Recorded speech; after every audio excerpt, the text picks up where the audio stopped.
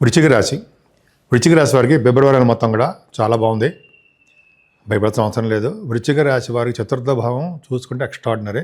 ముఖ్యంగా ధనం విషయంలో మాత్రం ఏం ఇబ్బంది పడరండి. కుటుంబంలో సౌఖ్యము, కుటుంబంలో వృద్ధి, ఆయుర్దాయము, ఆయుష్, ముఖవర్చస్సు పెరగడము, అంతేకాకుండా సకాలంలో ధన ప్రాప్తి ఎక్కువ ఉండడము, మీకు అనుకున్న దానికంటే ఎక్కువ వస్తూ ఉంటుంది. అంతేకాకుండా ఈ ఈ నెల మొత్తం కూడా ఎక్కడికి వెళ్ళినా ఫుడ్, ఆహారం చక్కగా లభిస్తుంది. మీకు అన్ని వసతులు గల భవన నిర్మాణాలు మీరు ఉంటాయి మీకు, లేదా ఇళ్ళు కొనుగోలు చేసుకుంటారు. ముఖ్యంగా కుటుంబంలో వృద్ధి, కుటుంబ సౌఖ్యం బాగా ఉంటుంది.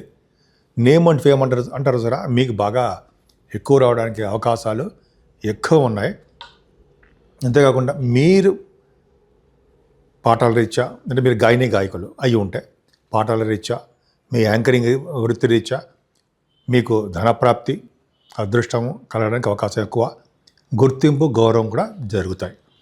ఎక్కువగా మీరు ప్రయాణాలు చేయవలసి వస్తుందండి. తోబుట్టు వాళ్ళని కలుస్తూ ఉంటారు. మీ way of thinking, way of living style చాలా బాగుంటుంది. వార్తా సంస్థలో పనిచేసే వాళ్ళకి చాలా అద్భుతమైనటువంటి అవకాశాలు, ప్రజ్ఞావంతులుగా మీరు ఉంటారు. మీ తెలివితేటలు అద్భుతం. అంతేకాకుండా మీరు అంటే మీ రాశివారు, వృశ్చిక రాశి వారికి ఎక్కువగా కష్టపడే తత్వం ఎక్కువ ఉంది మీకు. అలాగే మీరు ధైర్యంగా ప్రతి పనులను ముందంజలో ఉండడము, మీ తోబుట్టులకు ధైర్యం ఇవ్వడము, పనులందు పట్టుదల అంటాం, పట్టుదలలో బాగా నేర్పరి మీరు. అది గొప్ప టాలెంటెడ్ పర్సన్ మీరు. ఎంతో నిగూఢమైనటువంటి విజ్ఞానం కలవారుగా మీరు చెప్పచ్చు. అదే కదండి, చతుర్థ భావంలో ఇంతకుముందు రాహు ఒకటే ఉండేవాడు, ఇప్పుడు 5 ఉన్నారు. అంటే నలుగురు ఎందుకు అన్నారంటే, నలుగురితో పాటు 4 గ్రహాలతో పాటు రాహు కూడా ఉన్నాడు. అంటే రవి, బుధ, కుజ, శుక్ర, రాహులు చతుర్థ భావంలో కనుక ఇలా ఉన్నారంటే, 4 గ్రహాలు ఉండి గురుదృష్టిలో ఉందంటే మీ అంత అదృష్టవంతులు ఇంకా ఉండరు. అంటే సుఖస్థానం, బాగా కంఫర్టబుల్, హాయిగా ప్రశాంతంగా ఉంటారు. ముఖ్యంగా విద్యా సంస్థల్లో ఉన్న అంటే చదువుకునే వారు విద్యార్థులకి అందం.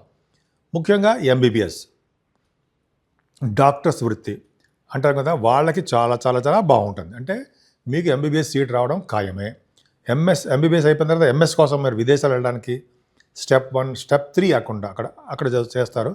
కొంతమంది స్టెప్ 1, స్టెప్ 2 ఇండియాలో చేస్తారు. వాళ్ళకి డాక్టర్స్గా బాగా రాణించడము, ఆడిటర్స్గా, ఎందుకంటే రవి బుధులు ఉన్నారు కాబట్టి చతుర్థ భావంలో గురుదృష్టి ఉంది. ఆడిటర్స్గాను, మ్యాథమెటిషియన్స్గా గాను, ఇంజనీరింగ్ విభాగాల్లో ఉండేవారు కానీ మీరు బాగా రాణిస్తారు.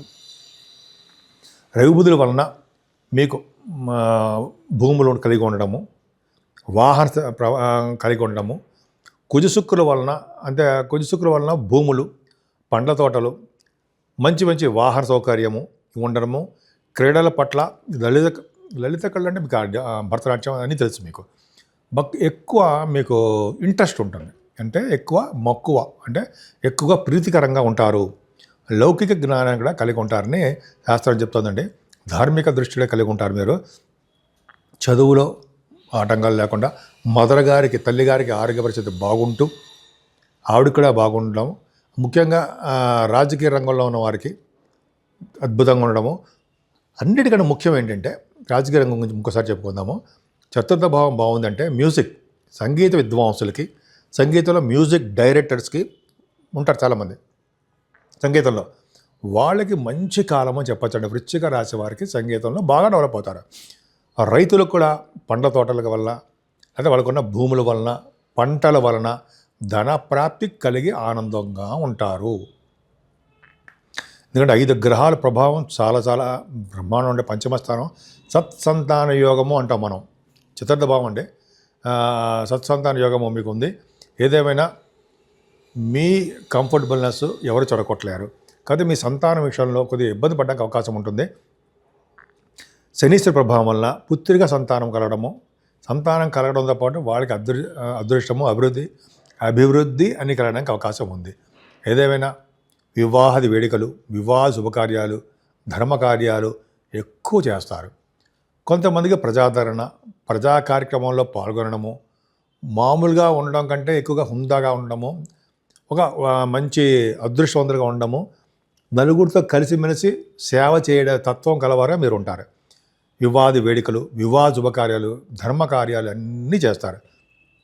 ఇంతకుముందు దగ్గరికి వచ్చిన సంబంధం ఆగిపోయినవన్నీ కూడా మీరు ఆ సంబంధం కుదరడం, వివాద వేడుకలు చేయడము, భార్యాభర్తలు దాంపత్య జీవితం కానీ కలిసిమెలిసి ఉండడం కానీ అవకాశాలు ఎక్కువ.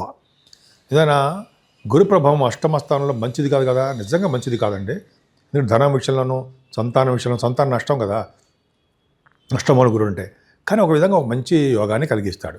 ఎందుకంటే ఆయన ద్వితీయ భావాన్ని చూడడం వలన, అష్టమ స్థానంలో గురుడు ఉండడం వలన కూడా ధైర్యాన్ని, అదృష్టాన్ని, అలాగే మీరు ఏమైనా లా రిలేటెడ్ సంబంధించిన వాటిలో ఉంటే వాటిలో విజయం ప్రాప్తించేట్టుగా చేయడము మీ జాతకాల ప్రకారం ఉంటుంది, చూసుకోవాలి.